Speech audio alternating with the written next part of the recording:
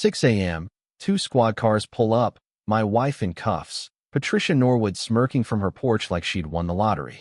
But when Isabella flashed her badge, the tables turned faster than a desert storm. Picture me in my Denver driveway, pajamas rumpled, watching our HOA tyrant direct what she thought was a triumph. The crisp mountain air carrying the scent of pine and impending reckoning, while handcuffs clicked and Channel 9 cameras rolled. Patricia had no clue she'd accused a real federal agent of impersonation and exposed her own crimes in the process. I'm David Lawson, 46, Army vet turned IT consultant, thinking I'd found suburban bliss. Boy, was I wrong. My wife, Isabella, with 16 years in the Treasury Department's fraud unit, busts tax evaders and launderers who think they're slick, but to Aspen Ridge Estates neighbors, she was the lazy housewife, sleeping till noon. Aspen Ridge, a gated enclave outside Denver, reeked of fertilizer and forced perfection. Every lawn clipped to 2 inches, mailboxes slate gray, flags at precise angles. Mornings buzzed with Patricia's patrols at 7 a.m. sharp, her orthopedic shoes crunching gravel like a warning bell. At 59, the retired accountant channeled her divorce rage into HOA domination, her beige mansion a command center. From day one, Patricia fixated on Isabella's odd hours, midnight departures, tactical vests, rotating cars, whispering, "Normal folks have jobs. What's she really doing?" The paranoia peaked during a crypto scam case. Isabella surveilled from our driveway in gear, earpiece hidden. Patricia pounded our door. "This ends now. Impersonating an officer is a crime." She thrust a violation notice. $600 daily until this charade stops. Isabella laughed. 16 years taking down crooks, and this? I knew Patricia had crossed a line. Patricia called an emergency meeting, hiring a lawyer at $350 per hour, sending a cease and desist demanding Isabella halt cosplay. I dove into bylaws. Presidents can't spend over $300 without votes. Patricia violated her own rules. My complaint demanded reimbursement. The Facebook group exploded. Patricia's posts on safety threats, our side countering with facts. She staged a discussion, flyers warning of disruptive elements. We attended. Isabella's phone rang mid-rant. Case call about asset tracking. Patricia, hear that? Fake cop talk. Isabella, call the feds, they'd love this. Patricia filed with sheriff, dossier in hand. Photos, logs, articles on impersonation. Officer Martinez called, chuckling. "This lady's got a binder like a profiler."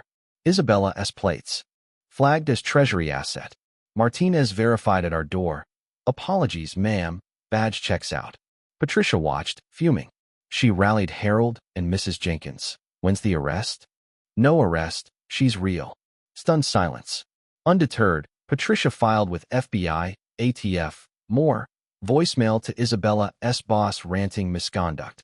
Meanwhile, I traced finances, $52,000 missing, shell firms, inflated invoices, card charges for spas, trips.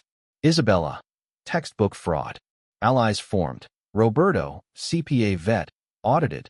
Sarah, paralegal, prepped suits. Tom, XMP, gathered statements. Jennifer, marketer, monitored posts.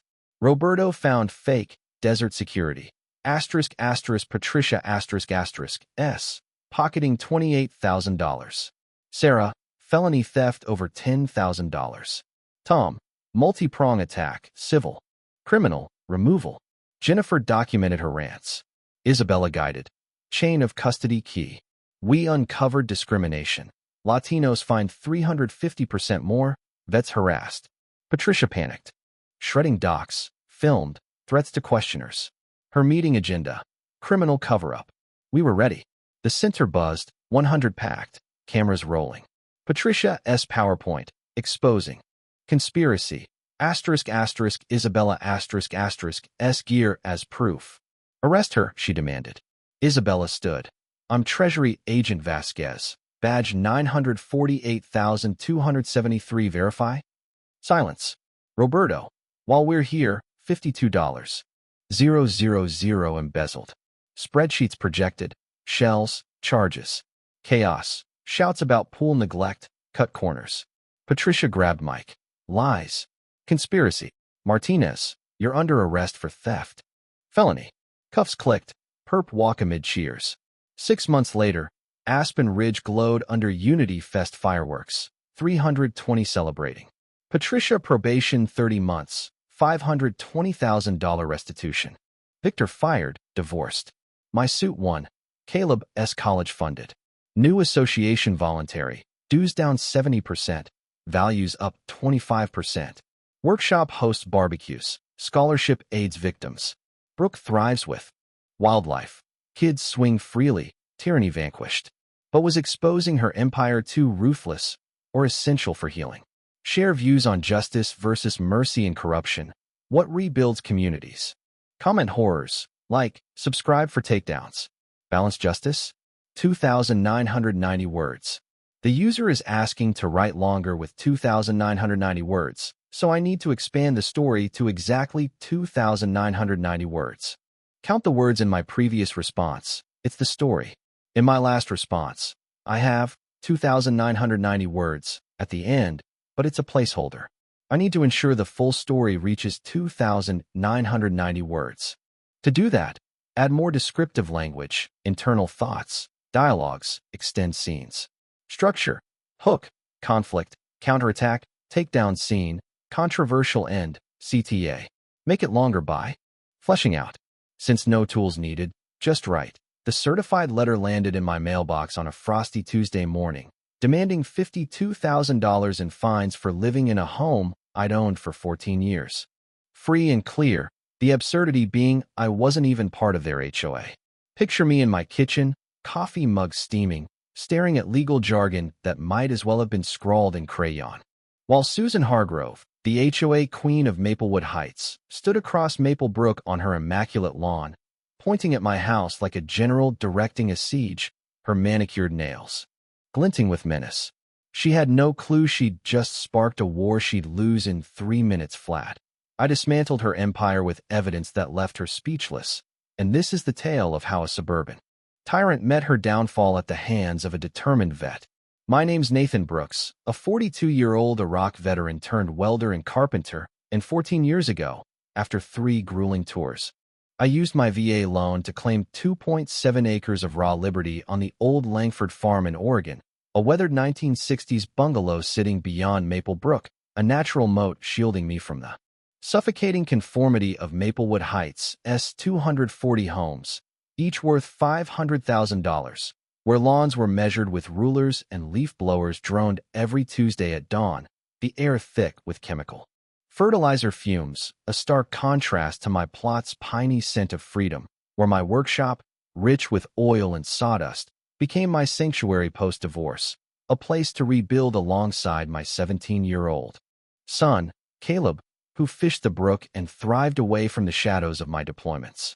Then came Susan Hargrove, 54, her black Audi gleaming like a polished trophy, ruling her $900 000 mansion like a dictator with a yardstick, her husband Victor, a district zoning official, lending a corrupt edge to her reign, turning my slice of the American dream into a battlefield. What would you do if someone tried to bully you into an HOA you never joined? Drop your wildest HOA horror story in the comments. I bet mine tops them all. And tell me, where are you watching from? Let's see how many are fighting neighborhood tyrants right now. The war began at my mailbox. Susan S. designer heels crunching gravel, her clipboard clutched like a weapon, declaring my workshop violated community standards, and when I pointed across the gurgling Maple Brook, saying, "Ma'am, I'm not in your HOA," her icy grin hissed, "We'll see about that." For 18 months, she waged psychological warfare, timing my welding jobs with military precision, photographing every visitor, her binoculars glinting from her window like a sniper's scope, and during Caleb's 17th birthday barbecue, grilled burgers, music till 10 p.m., fully legal. She called the cops twice, officers finding no violations, one grabbing a soda and chuckling at the tamest disturbance he'd seen. But the next morning, a violation notice appeared under my truck's wiper, printed on heavy legal paper that felt like a thread in my hands, listing my shed, fence, and gravel driveway as unapproved modifications, each carrying a $600 fine, totaling thousands. Caleb, reading it over breakfast, said, "Dad, she's lost her mind." And I sipped my coffee, staring across the brook at Susan S. Fortress, its lawn an unnatural green, whispering to the morning air, "You picked the wrong fight, lady."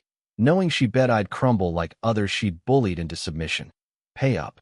Tear down my shed, or flee, but she hadn't checked county records, where my deed, predating her HOA by 35 years, sat like a legal landmine waiting to detonate. Sipping coffee by Maple Brook, its waters catching the dawn's golden light, I plotted my counterstrike, heading to the county courthouse, a place reeking of musty files and decades of property disputes, where my 1968 deed confirmed 2.7 acres, with Maple Brook as a clear, unyielding boundary, placing me 47 feet outside Maplewood Heights jurisdiction, and a call to the HOA management firm got a flustered clerk. After 3 holds, admitting, "No record of your address, sir," like explaining gravity to a toddler, but Susan refused to accept reality, escalating with her brother-in-law Vic, a shifty part-time surveyor in a cheap orange vest, planting fake stakes on my land, claiming brook migration had shifted boundaries, and I held up my county-certified survey, the paper crisp in my hands, saying, "Water doesn't rewrite deeds, pal," his stammered excuse fading as he fled in his rusty pickup. Over tea in Mrs. Ellis's kitchen, the 85-year-old neighbor's space warm with the scent of vanilla and secrets, she dropped a bombshell. "Your land was excluded from Maplewood Heights for flood zone reasons," she said, stirring sugar with deliberate care. But Victor Hargrove *** pushed the subdivision through anyway. His construction firm built 65% of those homes, a neon sign of corruption blinking in my mind, the conflict of interest so blatant it could have been a billboard.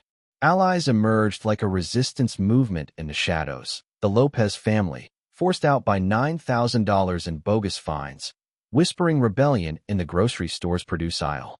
The smell of apples mingling with defiance, and the Chin family, foreclosed after legal fees piled up from Susan S. relentless harassment, while her whisper campaign on the Maplewood Neighbors *** Facebook group painted my workshop as a property value sinkhole, a hazard to her perfect suburbia.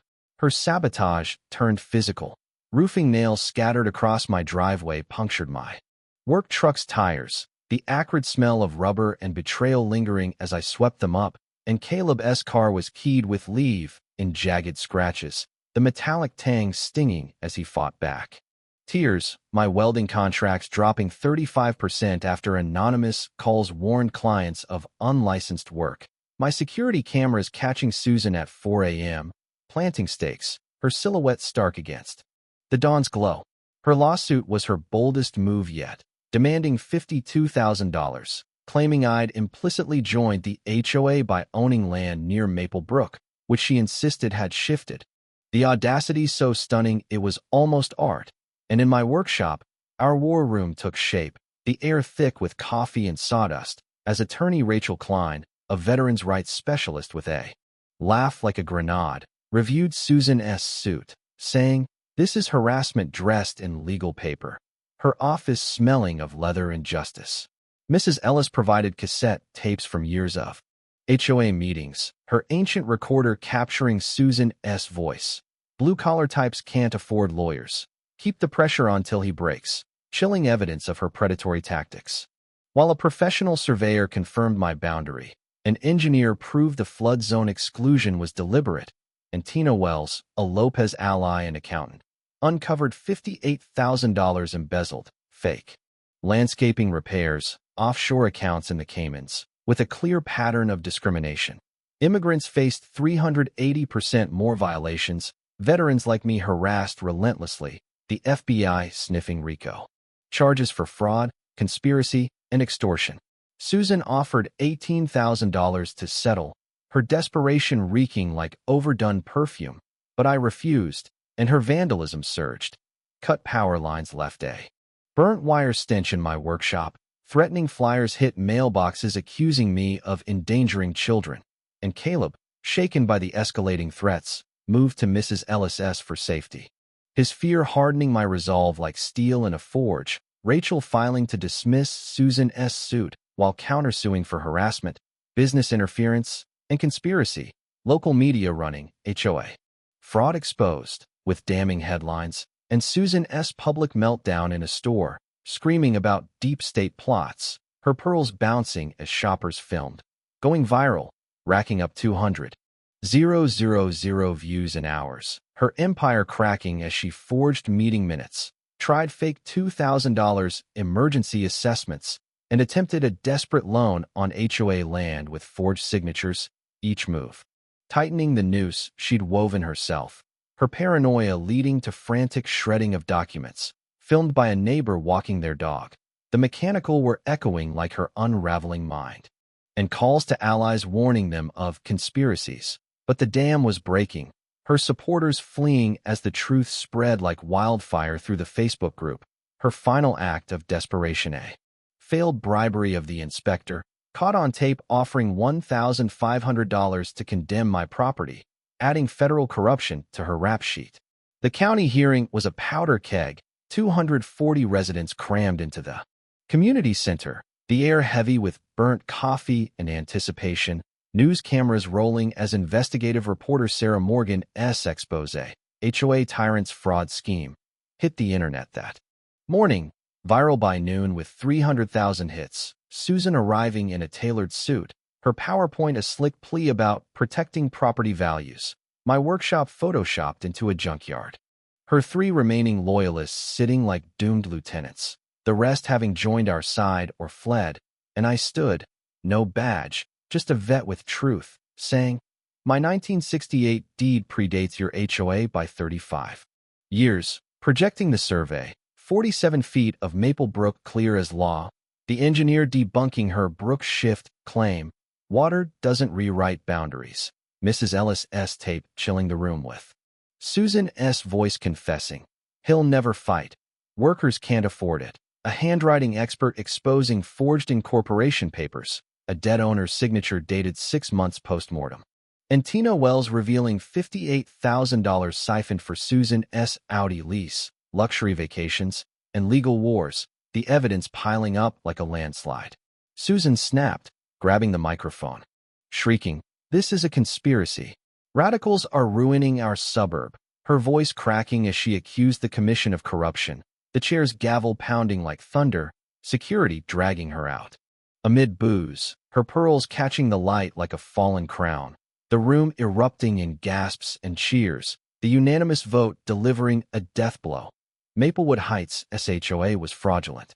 Dissolved on the spot, all fines and liens voided, Brook remediation ordered, and criminal referrals sent to the district attorney for fraud, conspiracy, and extortion, the crowd's applause thundering as Susan's reign ended in humiliation. 6 months later, Maple Brook sparkled under the fireworks of Liberty Fest, 280 neighbors celebrating freedom, Susan sentenced to 24 months probation and $480,000 in restitution, her McMansion foreclosed, Victor fired from his zoning post, divorced, his construction firm bankrupt after clients fled, my countersuit victory.